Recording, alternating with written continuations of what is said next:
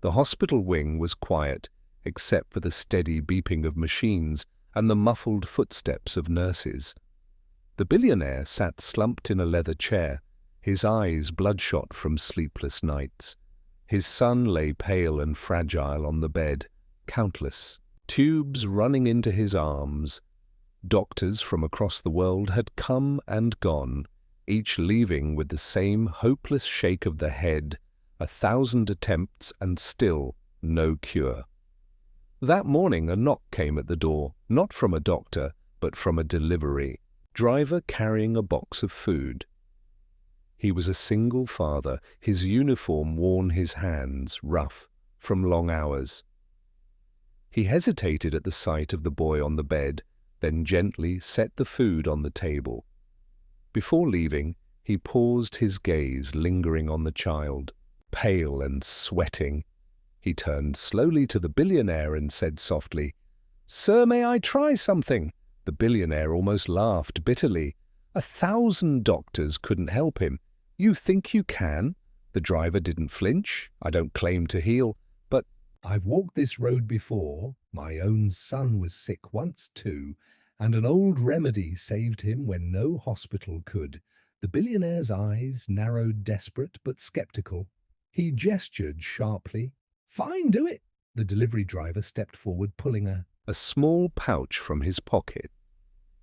Inside was a mixture of herbs passed down from his late wife's family.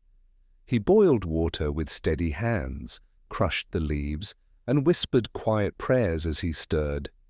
He lifted the spoon to the boy's lips, coaxing him to sip. Slowly the boy swallowed. Minutes passed, then suddenly the boy coughed, his chest lifted with a strength unseen in weeks. His eyes fluttered open, weak but alive. For the first time in months, he whispered. Father, the billionaire's heart stopped, his hands shaking as he gripped his son's arm. He turned wide-eyed to the driver, unable to speak. The room that had been filled with despair, moments ago now burned with a miracle no wealth had ever bought. The billionaire's knees nearly buckled as his son clung weakly to his hand. The machine still beeped, but now in rhythm with life not fading, but returning. His voice cracked raw. What did you do?" The delivery driver lowered his head modestly. "Nothing you couldn't have." "Done, sir. I only gave him what once saved my own boy." The billionaire's eyes narrowed, desperation turning to awe.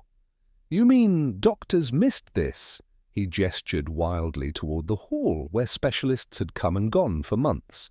1,000 experts.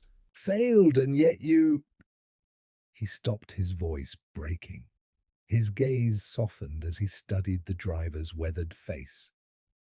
"You're not a doctor, are you?" The man shook his head quietly. "No, sir. I drive trucks, deliver food, whatever keeps my son alive. After my wife passed, I learned remedies she left behind. She used to say healing comes not only from medicine, but from care." The billionaire sank into the chair, staring at his son, who now breathed easier color, slowly returning to his cheeks. The room filled. With stunned silence, nurses whispered at the doorway, their disbelief heavy in the air. The billionaire pressed his hands to his face, then looked up at the man again. "You saved him. You gave me back what money could not buy. Tell me, how do I repay this?" The delivery driver shook his head firmly. "You don't owe me anything, sir. I only did what any father would do for another." He glanced at the boy with a soft smile. "I know what it's like to nearly lose the one person you live for." The billionaire's throat tightened as tears rolled unchecked down his face. For the first time in years he felt powerless, but not from wealth slipping away, rather from a stranger's sacrifice that humbled every empire he had built. The billionaire rose slowly from his chair, his hands trembling as he stepped closer to the delivery driver. His voice shook with rawness unfamiliar to him. "You carry no degree, no fortune, no name in the world of medicine. Yet today you succeeded where they all failed. He turned, his gaze to his son, who now slept peacefully, for the first time in months, then back to the man. You saved my boy, and in doing so you saved me.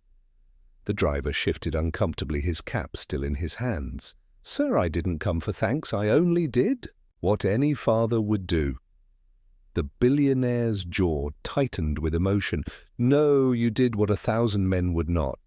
You walked into this room with nothing and gave me everything. The weight of his words silenced the nurses and staff hovering at the OR. The billionaire looked at the driver's calloused hands, hands that carried crates and wheels, yet tonight had carried life itself. He swallowed hard. Tell me about your son. The driver's eyes softened.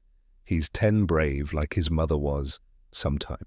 He asks me why I work so much, and I tell him it's so he can dream bigger than I ever did. His voice cracked. I don't want him to feel poor, even if we are. The billionaire's heart clenched. He saw himself reflected not in wealth, but in love. Stripped, bare. He laid a hand firmly on the driver's shoulder. From this day forward, you and your boy will never live as if you have less than you deserve. The driver's head lifted, eyes wide. What do you mean? The billionaire's expression steadied with, resolve tomorrow, I will change your life the way you changed mine.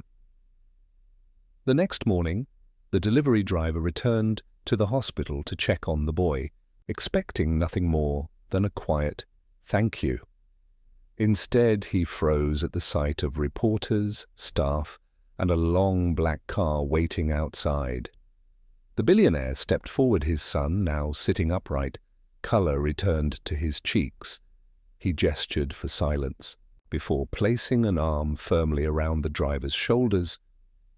This man saved my child when all the world's wealth and wisdom failed me.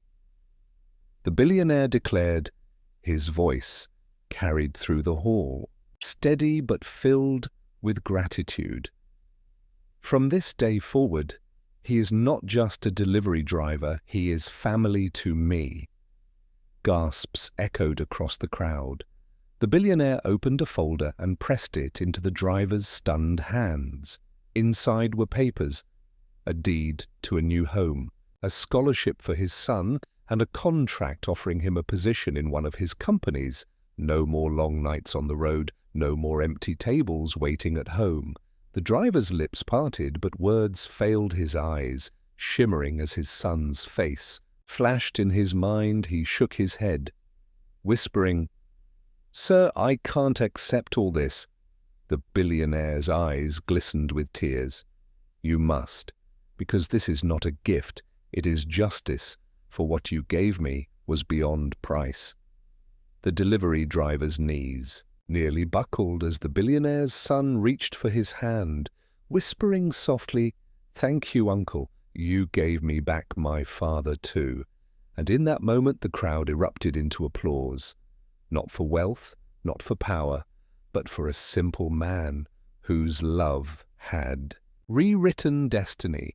If this story moved you, share it so others never forget that one selfless act can rewrite a destiny in ways no one sees coming.